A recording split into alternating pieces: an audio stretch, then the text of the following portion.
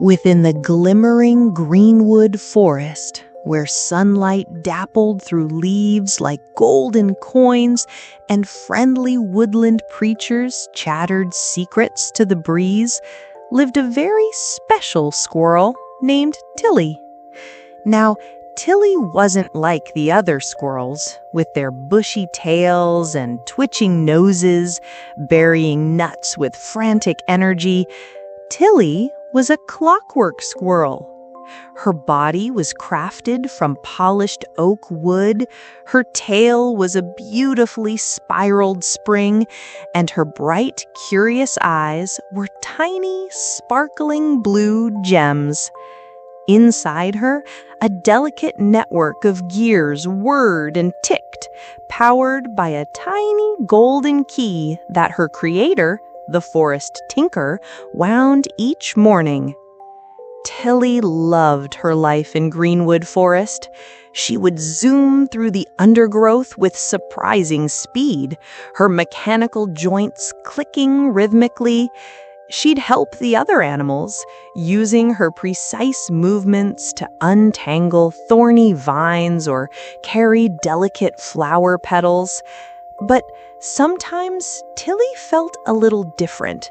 She couldn't climb trees as swiftly as the other squirrels, and she never quite understood their excitement about burying ordinary acorns. One crisp autumn morning, as the leaves blazed in hues of red and gold, a great commotion stirred the forest.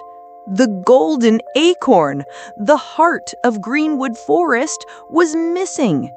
This wasn't just any acorn. It shimmered with a warm inner light and was said to hold the magic that kept the forest vibrant and protected it through the long winter. Panic rippled through the trees. Elderflower, the wise old rabbit, wrung his paws, and Barnaby the bear grumbled with worry. Tilly, perched on a mossy log, felt a whirring of concern in her gears. She might be different, but Greenwood Forest was her home, and the thought of its magic fading filled her with a strange, unfamiliar sadness.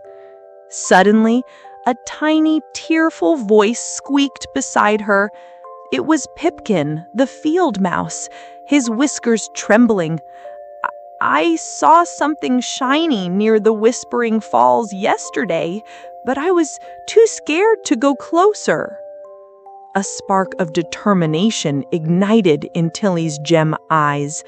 Her precise nature and lack of fear of the shadowy parts of the forest made her uniquely suited for this task. "Don't worry, Pipkin," Tilly said, her voice a gentle click-clack. "I will investigate." With a renewed winding of her golden key, Tilly set off towards the Whispering Falls. The journey was filled with rustling leaves and the distant calls of worried birds. As she neared the falls, the air grew damp, and a low, mysterious humming filled her delicate ears. Hidden behind a curtain of cascading water, Tilly discovered a small, dimly lit cave. And there, on a bed of soft moss, was the golden acorn. It pulsed with a faint light, but something was wrong. It looked dull. Beside the acorn sat a creature Tilly had never seen before, a small, shadowy sprite with large, sad eyes. In its tiny hands, it clutched a small, intricately carved wooden box. Tilly approached cautiously, her mechanical footsteps echoing in the cave. "Hello?" she clicked softly. The shadowy sprite looked up, startled. Tears welled in its large eyes. I didn't mean any harm," it whispered, its voice like the rustling of dry leaves. I just wanted to see what made the acorn so special.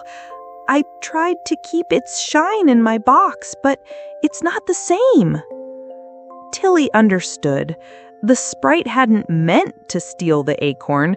It was simply curious and perhaps a little lonely. The golden acorn's magic isn't something that can be kept in a box, Tilly explained gently. It needs to be free, connecting with the greenwood forest.